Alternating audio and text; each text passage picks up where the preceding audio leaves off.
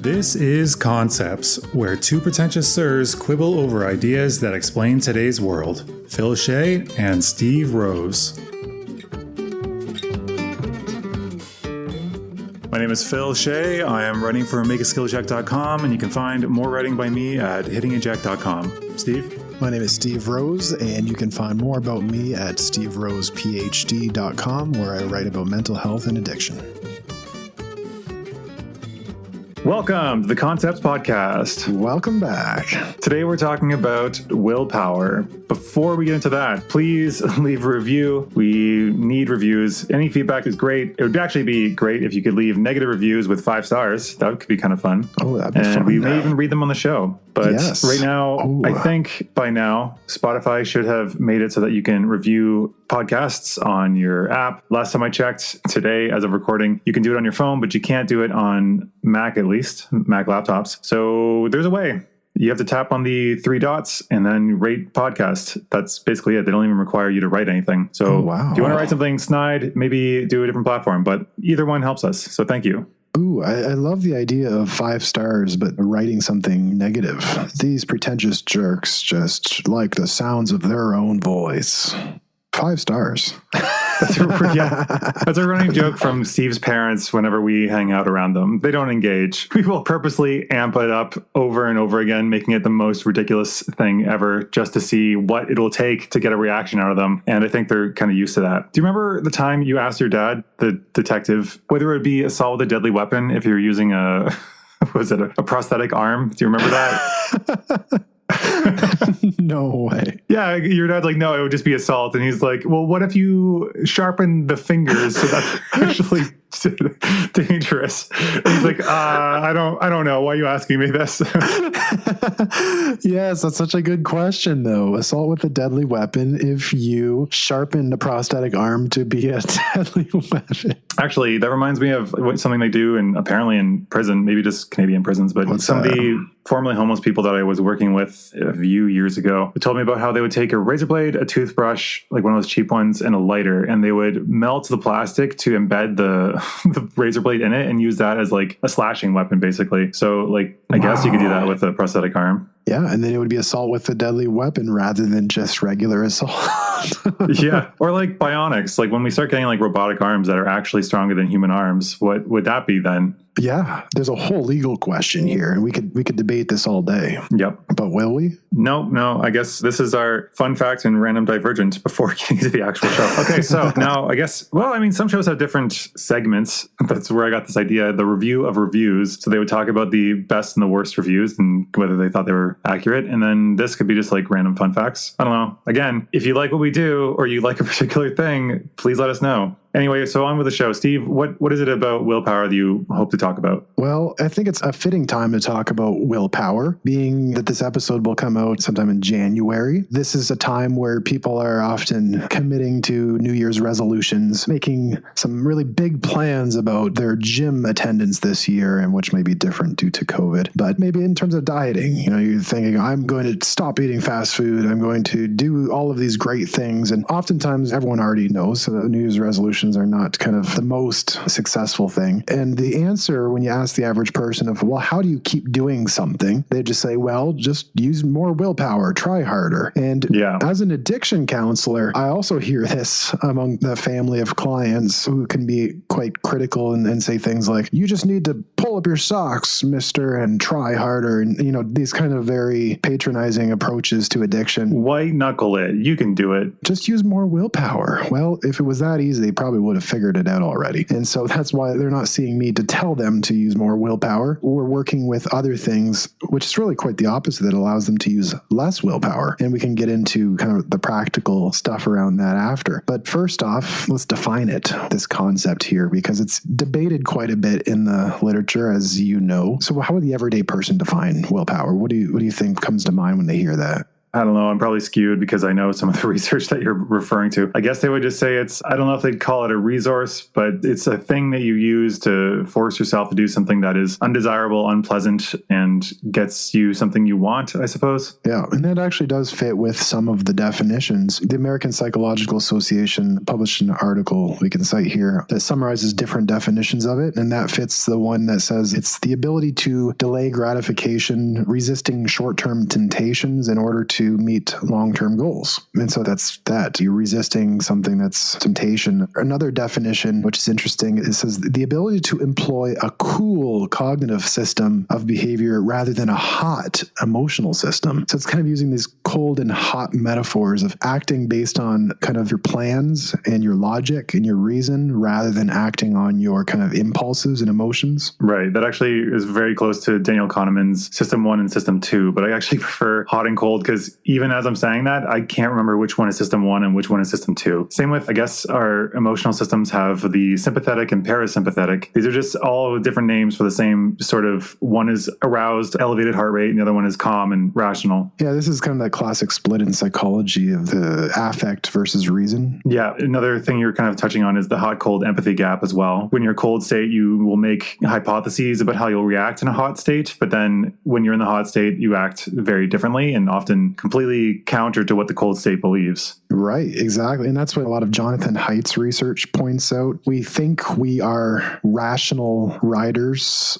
on this elephant, and we kind of dictate where the elephant goes by just saying, go over there, elephant, and then it's supposed to go there. But if you think about this metaphor I think you're just butchering this metaphor. I think what we think is we're riders in a chariot. We're guiding the horses in front of us, and they're actually responding. But what the actuality is the elephant one. Do you want to elaborate what the elephant one is then? Yeah, we think we are in a chariot dictating where we want to go and planning for it and then saying, go that way, and it goes that way. But we're actually like riders on an elephant where we are the reason, and let's say the elephant is the emotion. Now, if you're actually riding an elephant, is it going to go where you want it to go, or is it just going to kind of go around and do what it wants? And you can kind of nudge it on the side and it can maybe respond a little bit, but it's really the one in control here. And that's what Jonathan Haidt uses as an analogy for the place of reason and emotion. Also, I'm just going to say, I don't know if that's actually true, if elephants don't go where you direct, but let's just bear with it. Let's just assume that's what it's like. The other one is the press secretary. I always like that one more, especially after the era of Trump.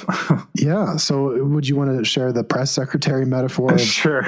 So the press secretary is our rational thinking mind, and the president would be our emotional mind. The president makes a declaration, and then the press secretary has to be like, oh shit, how do I sell this? How do I make it make sense? Because that's kind of how it works. Because think about an instant where you were very angry based on a misunderstanding. And then as soon as you find out that the misunderstanding is evident and that it actually isn't the person you're angry at's fault, then you're going to be like, but still, I'm angry. Like you'll keep trying to find reasons to justify why you're angry, even though there probably aren't any in that context. I never understood that metaphor as clearly as I did after seeing the Sean Spicer Trump dynamic. Sean Spicer, if you're not familiar, was the press secretary for Trump for quite a significant amount of time. And he was always kind of sent out there to explain away things that didn't make any sense and that there wasn't a whole lot of evidence for. But he was always kind of sent out there and be like, nope, this is the way it is, and kind of rationalizing everything. But in this metaphor, Sean Spicer is kind of the reason. And the reason is being directed by Trump, symbolizing the emotion. And the emotion's really in control here. The reason, what it does is justify it after the fact, explain it away. And so we think our reason is in control, but really our reason is often just kind of telling us stories about what our emotion wants us to do. Yeah, exactly. We're just finding reasons to justify what we want to do. Oh, yeah. And so the reason versus emotion split is very useful to kind of frame this conversation. When we're talking about willpower, we're often, talking about the reason, trying to control something that it really has difficulty controlling and debatable whether it can or not. And so that's why we look at different strategies, which we'll talk about. But I want to get into the definition that is a little bit up for debate, but I really like it. And it's Roy Baumeister's definition of willpower as ego depletion. And you want to define it? Sure. Ego depletion is a resource, kind of like a currency that we have in our head. It acts sort of like a muscle. If you use it short term, like for spurts, then it'll be weaker throughout the rest of the day. Kind of like if you work out, like doing bench press, then the rest of the day, your chest will be a little bit weaker, but over time it gets stronger. And it's fueled by glucose is what the theory was, that by having proper nutrition, your brain would consume the glucose to be able to expend more effort. But if you didn't have glucose available, even in the form of, say, ketones, I believe those can act similarly, then you would have less willpower. But this doesn't seem to hold up in a number of ways. And the reason it's controversial is because of the replication crisis, where a lot of his research didn't kind of hold water, though, as Steve alluded to, it's what we've kind of talked about a couple times called metaphorical truths. It might not be entirely true to reality, but thinking in this way can still be more helpful than not. Yes, and I would even debate that perhaps there's more even literal truth to it, research-based truth. Yet to be seen. Well, there are some meta-analyses that actually look at this, and they do show that perhaps some of those replication studies were actually not measuring ego depletion at all. The instrument they used to measure it wasn't measuring that thing. So that would be a lack of validity, I guess you can say, in the research. Yeah, and it's like specifically because we can often measure things that are not the thing we think we're measuring. So like something else that is somehow related. And that's why you need something called a manipulation check, which is usually something to make sure that you're actually checking the thing that you're looking at. So what was it they were actually finding or looking at in those studies then? Yeah, they were having people sit down and do an activity where they thought it was going to, let's say, deplete their willpower. And this was crossing out like every I in a paragraph or whatever. It doesn't matter, whatever letter you choose. That actually sounds very familiar to a study that I actually was a research assistant for, but continue.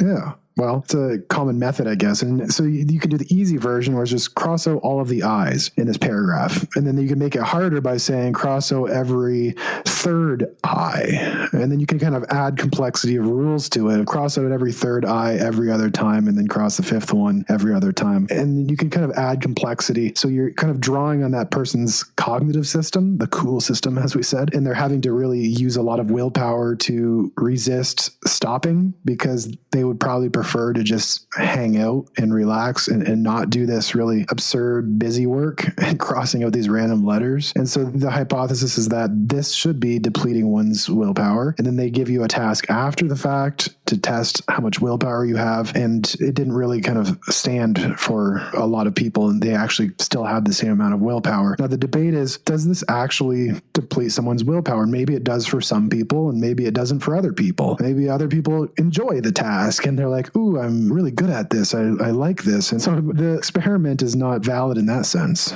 So what I'm hearing is that basically the theory of ego depletion as like this fuel that we can replenish and spend on different things, that might still be valid, just that the research that was studying it might not have been looking precisely at that, because we don't know, like there's a confounding factor there, that the thing that's supposed to spend willpower could be very enjoyable for some people, or it could be not a big deal to them, or maybe they're only looking at agreeableness, because people that are less agreeable are going to be like, well, screw this, I'm not continuing to do this pointless task. Yeah, there's so many factors there. So it's still up for debate, and it's not so clear that this is not replicable. Either way, we're not here to talk about methodology. We're here to hold on, though. That's a teachable moment there, Steve.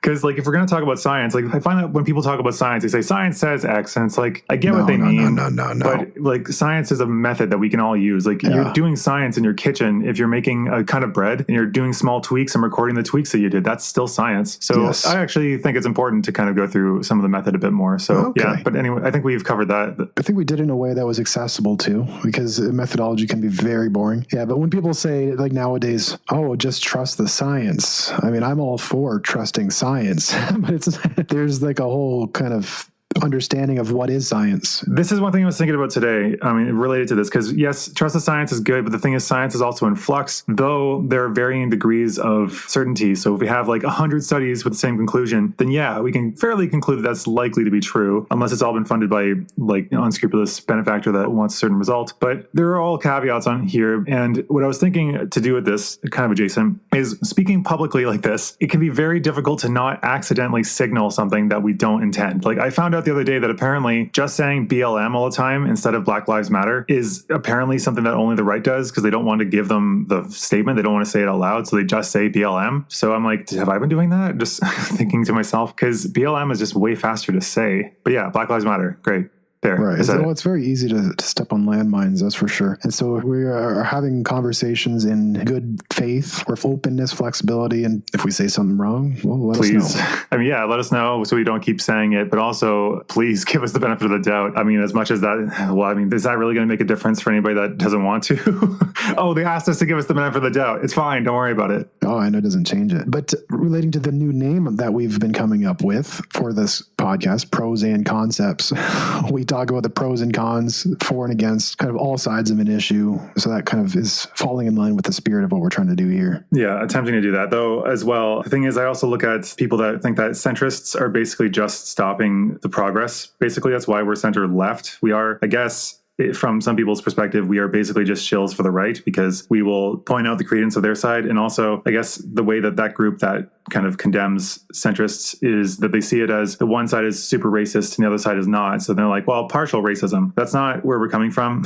That's not what we want. So it's just so sticky, basically, to try to be reasonable because anybody that's on the outlier is going to think you're just on the other side, I guess. Right, yeah. And that's the spirit we bring to concepts, like different actual concepts, like willpower, for example. I guess in us talking about it in this way of the research, the methodology, common understandings of it versus like kind of seeing it from more of an addiction perspective, we're kind of going deeper into it. So the purpose is openness for depth and not kind of an agenda of sorts. Yeah. And also we do our best with the research and we will get things wrong. Obviously, I mean, I've had to correct myself in like 3, I think, inserts so far, including the one that was released just not like 2 episodes before this one. So I think the whole thing is we're not meant to be experts. We're meant to be a jumping off point, like I guess Malcolm Gladwell apparently claims to be, because like there's going to be more research, there's going to be new things, but this is just what we understand, what we've discovered, what our education has told us so far, and going from there. Yeah. And so related to metaphorical truth, which we can do a whole episode on metaphorical truths. If this concept of willpower and ego depletion is, let's say, not true with a capital T in the research, I at least find it metaphorically true, as in it works in practice. Using this understanding of willpower when working with people, if it works, it works. Whether it's real, you can kind of see it and measure it, or not, is less relevant. So you keep talking about how useful it is, and people are probably like, well, tell me the usefulness. How can I apply this? Oh, right. Well, because we said metaphorical truth, let's start with a metaphor. And so going with ego depletion, I thought of the idea of willpower as like a phone battery. And you can charge it up at the beginning of the day, but throughout the day, it's kind of slowly depleting. And the more you use it, the more you have your phone on, you're using different apps, the more it's depleting. And so by the end of the day, it's relatively low, depending on how much you used it, and needs to recharge. What do you think of that metaphor? No, I like it. It's probably better than the one I was thinking, because like I like the more fun that we're all meat robots and we have the fuel constantly running and certain efforts will burn through fuel faster. I was thinking of a car at first, but then I realized you're right that it is constantly draining. So if a car is just sitting there, its gas doesn't change. So that's why I was like, okay, well then we're a machine that is constantly burning fuel just to be awake. But that's way more convoluted. I like the imagery better, but yours is better. Yeah, it just kind of came to me as I was writing. It's weird, the power of writing, you know. Wow, you're such a genius. You're just so smart. So smart, yeah. But I was just like in mid-paragraph and I found myself saying this. I'm like, wow, this is actually really... I've been trying to think of it without writing. Like before I write, I'm like, I have to think of the perfect metaphor, and I couldn't think of one, so I put off writing. And I just like forget it and just started writing, and then the metaphor came. It's very strange how that works. Yeah, that's like the practice of just like when you have no ideas and they just say, just start writing. And people are like, well, I don't have anything to say. No, just start writing literally anything in any scene, any part, just anything. And then your mind will just start filling in the gaps. Yeah, if you're trying to write something, start by writing it bad and very rough. But yeah, this metaphor, it's like you get up in the morning and bring it to the willpower. It's constantly being depleted, like getting out of bed in the morning. First thing you do, well, maybe the first thing you do is grab your phone, but the second thing you do, there's willpower being spent in getting into the discomfort, out of the comfort of the sheets. And so it's depleted a little bit there. Drive, if you're commuting, maybe as we've talked about in the past, you don't like your commute so much. Yeah, the thing that you're a big fan of, that you actually like, oh, I don't mind it. Yeah, going to someplace, like going to your own private office where you're counseling online. I wouldn't mind that either. Being shuttled away to a private office in a comfortable car. No, if you are being jostled around in your commute and you're just expending willpower just being there, there's another one. You get into the office, they got some maybe muffins or donuts or candies out. You walk past them, you're like, oh, I can't have it. I'm trying to be good or whatever. And then, it comes to lunch. It's like, oh, I don't want to eat my boring sandwich.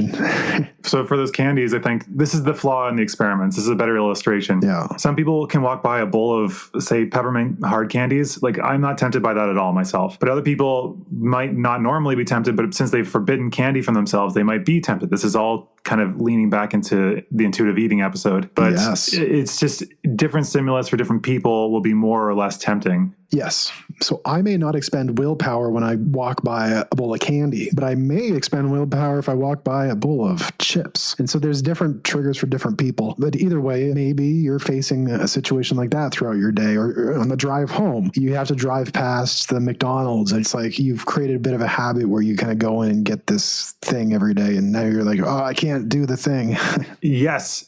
I actually had that in China during the summer. There were these small shops and apartments on the first floor of each apartment building in my complex. And I would just buy these ice creams. And I realized that every day, if I didn't have it, I would crave it. Yes. But this might be, again, I keep spouting off things I've heard that I haven't checked. This is one I have not checked, but rumor has it that McDonald's purposefully went in very hard for research on getting the smell of their fries to waft in the air around McDonald's. So that people, when walking by or driving by, would get a whiff of it and be like, oh, McDonald's. Again, I mean, I wouldn't put it past them, but I don't have any hard facts confirming this. Oh, that is so good. Well, it's completely possible. I wouldn't put it past them either. Yeah, but that very much plays into your thing. So if you want to keep going. Oh, yeah. So you can start developing habits in this way too. And then trying to break those habits, like there's a lot of willpower involved. And then you're trying to cook dinner and you're tired and now you're using more willpower. It's going to drive a lot of people to drink. Yeah. Wait, so that smell of McDonald's or these things, are they triggers? Are they cues? What is the formal language for that? Do you know? It depends on what term you use. I like to use the word trigger. Yeah, that word's got a lot of stink on it these days. It does, though. Right. Yeah, it does have a lot of stink. It's such a useful word, though, because you're like, yeah, that triggers me, like you could say, but instead you have to be like, that causes me to overreact, or that touches on my past bad experiences and makes me overreact in a certain way. Right, yeah. I use trigger in a non-political way, yes, but it's very hard to use it non-politically when it's going to be interpreted that way, maybe. Yeah, exactly. So it's a cue or whatever. It's something that signals to your brain that you want to do something. There we go. Whatever. It's too complicated. We'll use the word trigger. Have you heard about this? This is semi-related. I keep derailing you, but I mean, this topic, I don't know how much. Yeah, as we do. So there was actually, I don't know if you've heard this research. I remember hearing it in first year of university, where they were saying that people who overdose are more likely to overdose in new settings, because in a repeated setting, when they're in the same setting continually, there will be triggers that cause your body to crave whatever the substance is, especially when it comes to chemical dependence. And when in that setting where you would normally have it, your brain recognizes, oh shit, we're gonna have this huge wave of whatever chemical is coming. And so your brain stops producing that and actually starts pumping that thing out of your system. So let's say it's dopamine. It's like, oh shit, a ton of dopamine's coming. We got to bail out everything and make sure there's room for this extra dopamine that's about to hit, which makes the cravings that much stronger. And then when the person does it, it has the usual effect. But in a new context, there's no signal saying that this huge dump of dopamine is coming, because you would normally take the same amount. You know, you take like, I don't know, let's say 5 grams, whatever it is. If you take 5 grams in the first context, your brain's ready for it and able to compensate that a massive amount of the chemical coming in. In the second setting, when you're in a new context, your brain's not prepared, and it's just like being blindsided by a huge wave. Is this accurate to what you know? Yeah, the idea of contextual tolerance really is what that sounds like, in terms of you can develop a tolerance to a substance in a particular context. And there is general tolerance. Like, of course, it will make you more tolerant to it generally, but you do it at a different environment. And yeah, your body is not adapted and it's not kind of ready for it, and it can have a different effect. So set and setting, they always talk about in the use of psychedelics, is relevant to overdose risk and tolerance for sure. Is it though? Because like set and setting is like, I'm probably being pedantic here. Sorry, folks. But set and setting for psychedelics is like your mindset and then the physical setting you're in. So if like you're in a chaotic environment and you're in a bad mindset, you're going to have a bad trip. I get what you're saying though. Yeah. But the context is in people, places, things, as in the setting, I guess you can say. And so this idea that willpower is being depleted all day leaves you vulnerable to doing things that you don't want to do. So how do you have more willpower? Or hold on, wait, this is, I don't know if you still have it on the back burner there, but I know you have more research on the New Year's resolutions, because you're saying to do something, but also to stop yourself from doing something also, right? Right, yeah. And so willpower I think I'll talk about that in a minute here. I know exactly where I want to place that research. How do you have more of something? It's like saying just put more charge on your phone tonight. Like your phone depleted so fast last night, charge it harder. It's like, well, if it was that easy, I would have done it by now. I'm charging it. Yeah, I mean, I'd love to have a battery that lasts all week. Yeah, it's like, well, just charge it harder. No, well, that's not how it works. So when I talk to a client, what addiction counseling is, you would imagine it to be like a motivational speech that allows them to gain more willpower. What I'm actually doing is helping the client use less willpower. And if you think of this metaphorically, it's like, how do you use your phone more efficiently throughout the day so that it still has a charge at night? It's like if you're going on a long hike somewhere with your phone as the GPS, are you going to just take your phone and rely on that GPS for that 5-day hike? Or are you going to bring other tools like a battery backup, a compass, a physical map, other types of tools in the toolbox to get you through the hike? Because if you're just relying on the phone battery, you're going to be kind of vulnerable to the bears. I was actually thinking of something more mundane than that. What's that? Well, I mean, say it's just a normal day. You have to get through the entire day. It's going to be a long day and you have no chance to charge. How would you go about saving battery? Well, I mean, you could put it in airplane mode. You could shut off your Bluetooth. You could do these things and check in more sporadically, finding less ways to use it, but using it in more concentrated doses so that it will last longer, right? Well, that's part of it. So there's part of it that's about using it more efficiently. And there's other things, meaning you require other tools as backups, other supports. And so willpower is overrated, is my kind of stance on this. There's actually a book entitled Willpower Doesn't Work, which was actually quite good too. Right? Willpower doesn't work. I say it's useful and overrated. And this is why. So if you're going on that hike, you're going to want some battery backup. What's the first kind of tool that I would suggest? Well, that's looking at your physical needs. Are you completely tired and not sleeping? Did you eat enough? Like very much basic nutritional needs. Are you kind of withdrawing from caffeine? That's going to make it hard to really a lot of things. And so having your physical needs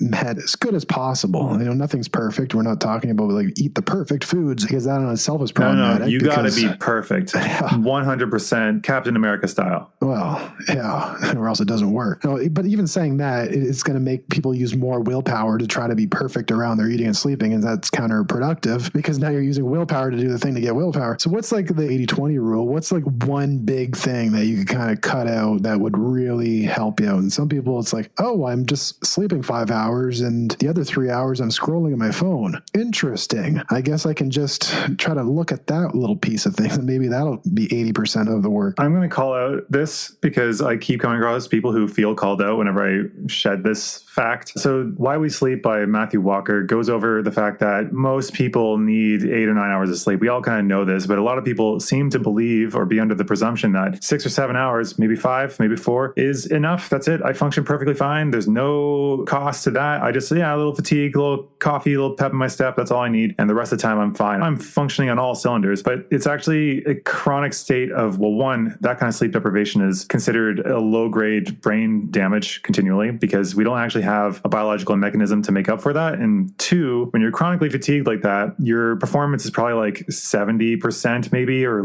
somewhere in there. I'm just ballparking it. So metaphorically, it's like only charging your phone to 70% each night. There we go. Yeah, but your battery is reading 100%, or at least you think it is, because it's been so long since it's been 100% that you don't know the difference. Yeah, it's like you're deluded. You look at the screen, you're like, I'm fine. It's 100% when really under the surface, it's only 70. Yeah, that's exactly it. So getting enough sleep could be a huge piece because having a solid foundation allows way fewer willpower resources throughout the day. Because when you're underslept, just like being awake is using willpower. So just idling, like even when your phone's not being used, it's just sitting there angry and its battery's depleting. You're kind of painting exactly what I outlined in a very ambitiously titled, I think it was How to Reach Your Potential on my Hitting Eject website, because I was going over the reasons that people tend to fail at their big ambitious goals. Because usually it's not like I'm going to give up soda or pop or whatever you call it. Instead, they'll say something like, I'm going to get completely fit. So that means no candy, no junk food. I'm going to make every single meal. I'm going to go to the gym every day after work. I'm going to work out for an hour. And then they do that for a day and then they quit. So what I argued in that post is that it's much more better to start off with equipping you with the tools you need. So you're kind of saying that, like, get enough sleep. Maybe instead of quitting McDonald's entirely, you start with a salad and then you don't have to finish your food, but you can eat a little bit and encourage yourself to throw out the rest so that your brain is basically given the nutrition and and tools to function to allow you to control yourself better and to make better choices long term. Yes. So this first strategy to using less willpower is very much meeting your physiological needs. It's having a solid foundation, which makes everything so much easier. And so let's turn to the next one here. Wait, hold on. I want to talk about your experience more recently getting enough sleep. Do you remember this? Oh, when I randomly will take a nap once a month and realize, so this is what feeling normal is like? Yeah, like, oh man, so I've been underslept this entire time? Because Steve's got a serious coffee habit going on. It's pretty serious. Yeah. I don't know how that relates, but... Your coffee habit? Yeah. No, I was going to talk about, I just remember you having like this revelation being like that, basically, wow, like I'm really well slept. I thought I was doing great before, and now I'm just like $1,000,000. Yeah. It's just once a month, I'll just get this random nap and then realize it's like I was born anew into the world, like just fresh. It's funny how that doesn't exaggerate out to like actual sleeping habits then. Once a month, he has a revelation, and then no translation to daily I've life. made the commitment that I'm aiming for 9 hours a night, so it actually has. Yeah, you do pretty good on that, I do though. 8, Yeah. so I aim for 9. I get 8, hopefully more 9 later on. But it makes a big difference, let's just say. And so looking at sleep, looking at, are you eating enough? Not even considering the type of food necessarily, if it's going to take too much work, but like, are you even eating? That's a big one. Yeah, that's the thing. We're not saying like eat only salad and boiled chicken breast. This is like, are you actually just eating food in general? And, adding physical exercise is always a nice piece, but that takes willpower if it's something you don't want to do. So next one, removing the triggers. Now, this is not a black and white thing. Let's say removing the cues. I'm just going to slot that in there to make it a little less ambiguous. Removing the cues from your environment that make you want to desire something, whatever it is, whether it's food or whatever. We're removing as many as you can. We can't have a perfect world free of them, but there's things that you could do, like if you drive past that McDonald's every day and it's just like, I need that, maybe taking a different route.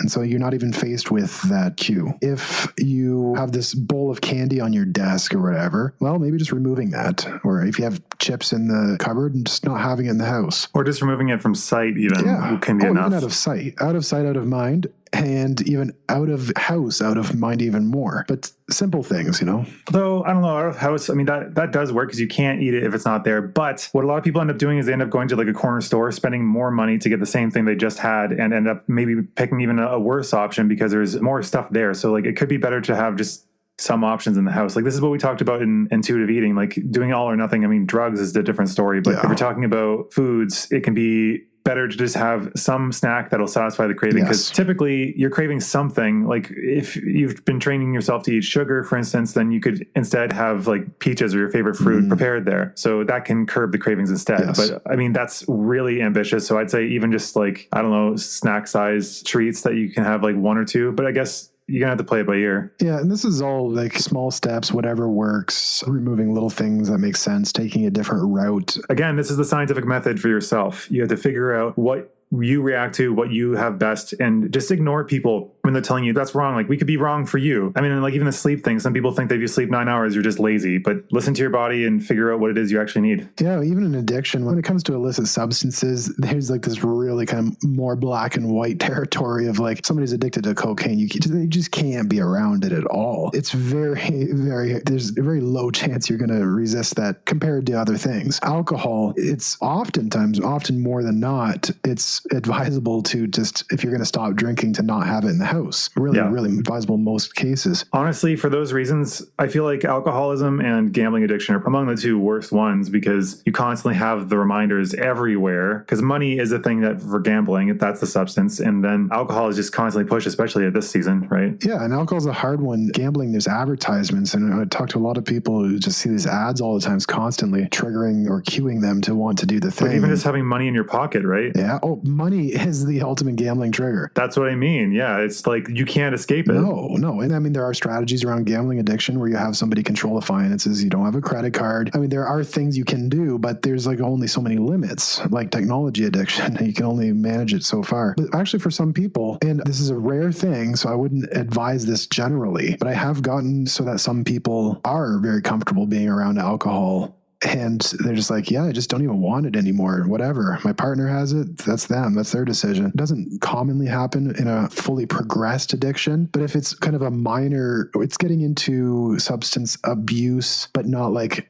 full on progressed addiction to the point where it's like really destroying a lot of stuff. If you can catch it in that early stage, and I do talk to some people who do, there are ways that you can kind of come back to having it and not even feeling like you're resisting it. But in the vast majority of cases, that doesn't necessarily happen. Right. So I guess we talked a little bit of one strategy. So is there more strategies you wanted to touch on there? Two strategies: meeting your physical needs. Okay, so the first one was meeting physical needs and starting small, adding in stuff. Second one is managing triggers or cues as much as possible. So taking things out of your environment or replacing them in your environment. In Baumeister's book called Willpower, which is the one that is like the main source of a lot of my knowledge on this, he talks about how you make smarter choices. You use willpower strategically, like I was saying with the cell phone, to choose when to say yes and when to say no. So for instance, your friends invite you to go to, say, a buffet together, and you in your mind, you're on a diet, let's say, and you're like, you know what, I'm going to go there and I'm going to resist all temptation. I'm going to be great. I'm just going to hang out with my friends and not focus on the food. But then you're walking by the buffet, it smells great. You see them enjoying the food. Everyone around is having all this deep fried goodness. And it's just very, very difficult. So you deplete your willpower very quickly in that setting because it's constant bombardment with temptation. Whereas instead, he recommends using that willpower at the strategic point of saying, no, I can't go there. How about we go here instead? Yes. Or even just opting out entirely. So yes, it still requires willpower, but it's a one-off decision instead of a constant drain. Yes, this brings me to my next point. Planning ahead, which is exactly what you're talking about. Using the willpower in the planning rather than in the situation, which could mean saying no, but it could also mean saying yes to an event with the plan of how you'll say no to being offered the substance or whatever. For example, this is not saying yes to like meth parties and like planning on how you're going to turn it down. No, this is more about... Well, unless you're an introvert, just doesn't want to be invited to anything, yeah. This is about if you're going to a wedding and you're trying to stop alcohol, now that's a hard one because it's socially acceptable. It's often open bars. You're going to be pressured even, yes. And maybe you don't want to tell everyone your business of like, well, you know, I kind of seeing a little issue with it. And, you know, maybe you don't want to go there. No, instead, if you're a woman, just say you're pregnant. She's been pregnant for 10 years. Yeah, she's never shown a day in her life. Oh. So what are you actually suggesting in that context? Yeah, so whatever works for the individual. And there's no one size fits all suggestion here. Maybe some people are comfortable saying that they have an issue, but how you're going to say it. And this is something I work with people on. What are you feeling comfortable about saying? What do you want to say? How would we say it? And we kind of look at specific phrasing. So we're kind of planning through the night of, okay, you're going to walk in, you're going to be here. This person's probably going to do this or say this. What are you going to do then? What kind of reason will you give for that? Or what places will you hang out? Who will you be talking to? So, you know, it's very specific to the situation, and kind of coming up with some plan going into it gives you that a little extra confidence of in that moment when they're like, shots here, shot, and they have it in your face. You kind of already saw that coming and you're like, have the thing that you're going to say, for example, like, oh no, early morning, whatever. And you just keep it at that, but you've thought about it, and that removes the willpower because you didn't have to really think about that in a high pressure situation. You just kind of had it at your disposal. Yeah, like a flow chart sort of. Yeah. This kind of makes me think of like the Lao Tzu's definition of enlightenment, which is knowing others is wisdom, knowing yourself is enlightenment. So in this context, you need to figure out what would be things that are going to set you off and how can you best deal with them, because we have to understand ourselves to do that. Yes. And I would say most of addiction counseling is exactly this point here of this whole collaboratively planning of that person's very specific environment of really managing willpower so that they're not having to use as much, to the point of addiction counseling is about how to use less willpower rather than more, which is my kind of stance on it. Other people may disagree. Let me just kind of power through a few very quick here then. Creating habits uses less willpower. Habit stacking. Yep. So you start with a small thing you want to add in, and then you can add in more over time, but habits put you on kind of an autopilot. So if you can put yourself on autopilot for healthy behaviors, that makes it easier. So it's like, okay, after this, I go to the gym, and then after the gym, I do that. And you're not really having to think about it and therefore use willpower. So you can kind of use it that way. Another one is finding a why. So there's a really great quote I like. When you have a why, you can figure out any how. Is it Eric Fromm? Yeah, from Nietzsche. Yeah. So this is like, well, why do you want to stop drinking? It sounds like a strange question to ask from a common sense perspective, but I'm actually genuinely curious about that, and I linger on it for a long time because, a lot of people are coming from a place of, well, because I should. That actually reminds me, before I let that go, Chris Voss actually has something in that line. He's a negotiation expert. He's got a book called Never Split the Difference. His suggestion for why questions, why usually challenges the person. You're kind of accusing them of something that they shouldn't be doing. Like, why are you doing that? So he says to be very careful of that specific word unless you're asking why for something you want them to move towards. Justify movement in that direction. So for you, you're doing it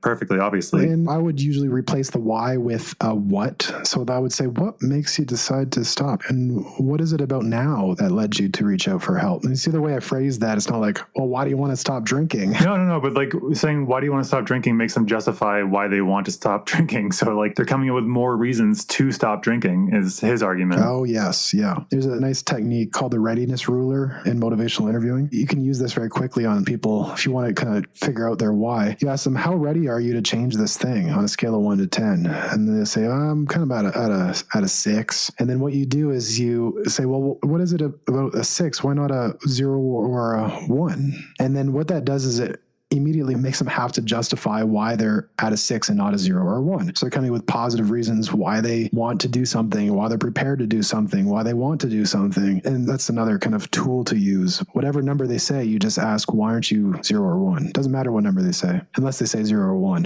which then it doesn't work. But you get the idea. So that's kind of a tool there. Finding your why kind of inspires you to do something rather than coming from a place of I should. So when I hear someone saying a lot of should statements, like I should do this, I should eat better, I'm always like, well, do you want to eat better?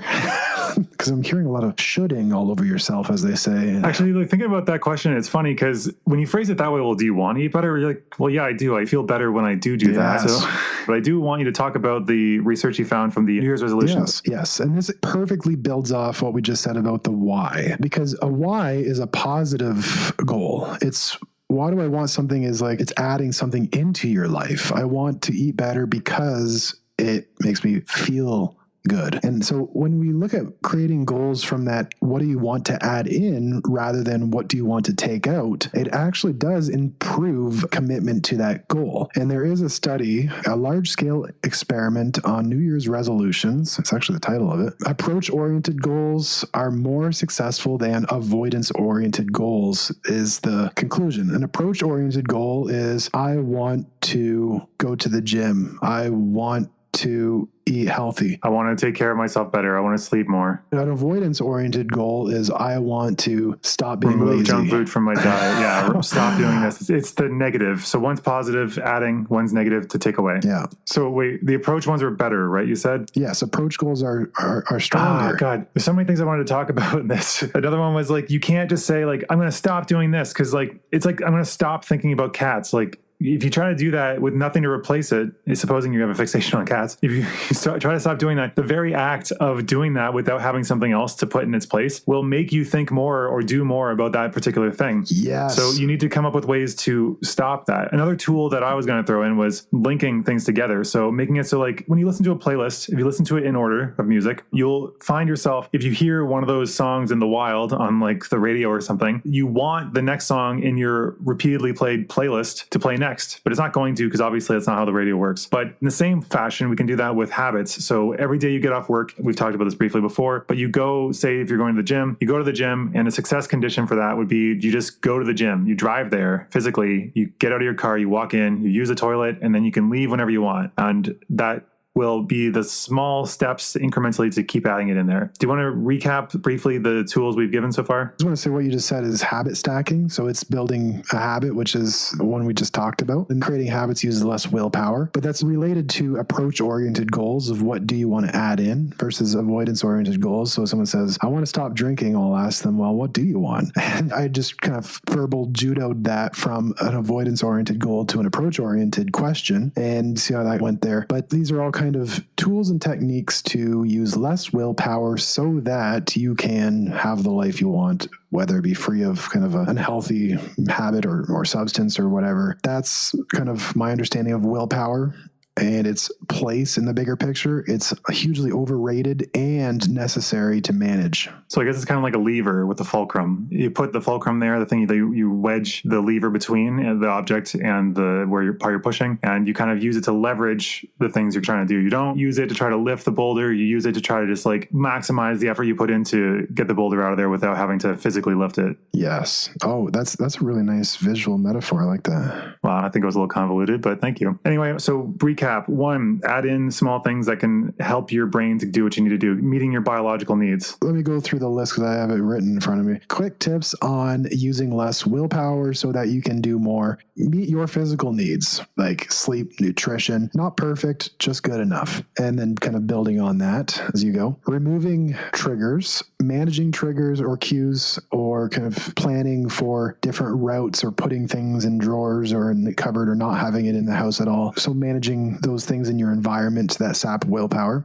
Next, be planning ahead. So you're planning for high-risk environments, whether you go to a different environment that's lower risk or how you kind of communicate interpersonally inside of that higher-risk environment. Next would be creating habits so that you kind of slowly stack them so that it's on autopilot. And so you kind of drive to the gym, you just do the normal thing, you show up, you're not really thinking about it. And so you're not sitting there at home like, oh, I have to go to the gym. Should I go or not? Do I have time? But making it a habit, you're not really depleting willpower thinking about it. The next one would be finding your why. What is it that you want to add into your life versus what is it you're taking out of your life, and really framing the goal in that positive sense. And why do you want to add in these new things? Even if you want to add in the gym, well, why do you want to add in the gym? What would that do for you?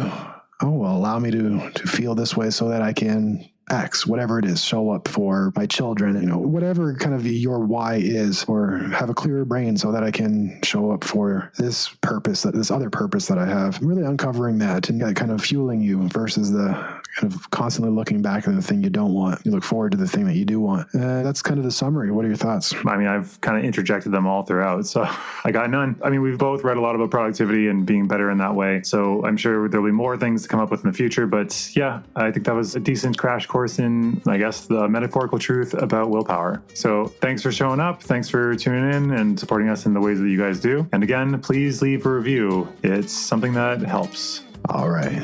And if you have already fallen off the January resolution, well, you can always make the choice to turn right back to it. Yeah. Tomorrow is a new day. You can start a new goal then. Yeah. All right. Thanks again. Bye. Bye. You're shameless. Completely shameless. Ooh, we can talk about that.